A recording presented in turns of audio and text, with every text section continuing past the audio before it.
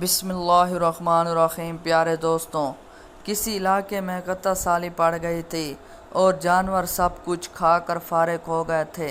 مزید کچھ کھانے کو رہا ہی نہیں تھا۔ مویشی مالکان بے حد پریشان تھے۔ اسی دوران ایک مسجد کے مولوی نے جمعہ کے خطبے میں نہایت یقین کے ساتھ یہ بات بتائی کہ اللہ کے نام لے کر یعنی بسم اللہ پڑھ کر دریا کو حکم دیا جائے تو وہ بھی نافرمانی نہیں کرتا۔ یہ چرواہے کا شاید پہلا ہی جمعہ تھا۔ یہ بات اس کے دل میں اتر گئی، یقین کا درجہ پا گئی۔ اس نے واپس آ کر اپنی بکریاں کھولیں اور سیدھا دریا پر چلا گیا۔ اونچی آواز سے بسم اللہ الرحمن الرحیم پڑھا اور دریا کو کہا وہ اپنی بکریاں چروانے جا رہا ہے، اپنے اوپر سے گزارنے دیں۔ یہ کہہ کر اس نے اپنی بکریوں کو ہانکا اور دریا پر چلتا ہوا دریا پار کر گیا۔ علاقہ گھاس سے بھرا پڑا ہوا تھا، درختوں کے پتے بھی سلامت تھے، کیونکہ کسی کو یہاں تک آنے کی رسائی نہیں تھی۔ اب تو یہ اس کا معلوم بن گیا کہ وہ بکریوں کو پار چھوڑ کر واپس آ جاتا اور شام کو جا کر بکریاں واپس لے آتا۔ اس کی بکریوں کا وزن دگنا چگنا ہو گیا۔ لوگ چونک گئے اور اس سے پوچھا کہ وہ اپنی بکریوں کو کیا کھلاتا ہے۔ وہ سیدھا سادہ نوجوان تھا۔ اس نے صاف صاف بات بتا دی کہ جناب، ہم تو دریا پار کر کے اپنی بکریوں کو چرانے لے جاتے ہیں۔ وہاں سب نے بات سنی مگر کسی نے یقین نہیں کیا، کیونکہ یہ ناقابل یقین بات تھی۔ مگر بات ہوتے ہوئے مولوی صاحب کے پاس پہنچ گئی۔ مولوی صاحب نے اس چرواہے کو بلایا اور سارا ماجرا پوچھا۔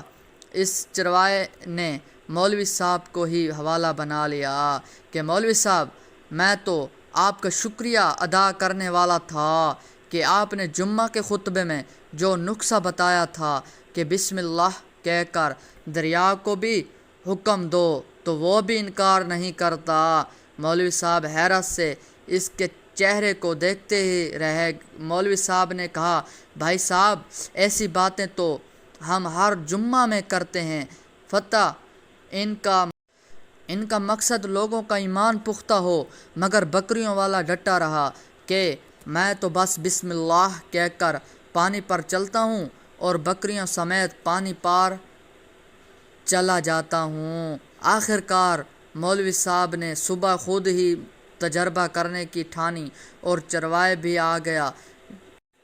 مجمع زیادہ تھا۔ مولوی صاحب نے ایک دو بار سوچا کہ انکار کر دوں، مگر وہ مولوی صاحب کو کندھے پر اٹھا کر لایا تھے، اب بھی جوش و خروش سے اللہ اکبر کے نعرے لگا رہے تھے اور مولوی صاحب کے حق میں تعریفیں کر رہے تھے۔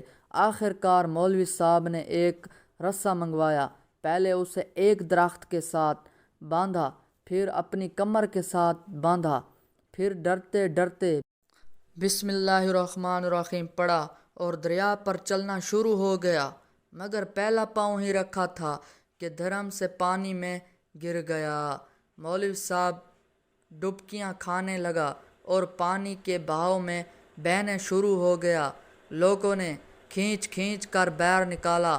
مولوی صاحب کی اس حرکت نے چرواہے کو پریشان کر دیا کہ مولوی صاحب کی بسم اللہ کو یہ کیا ہو گیا ہے، کیونکہ اس کا یہ روز کا معلوم تھا۔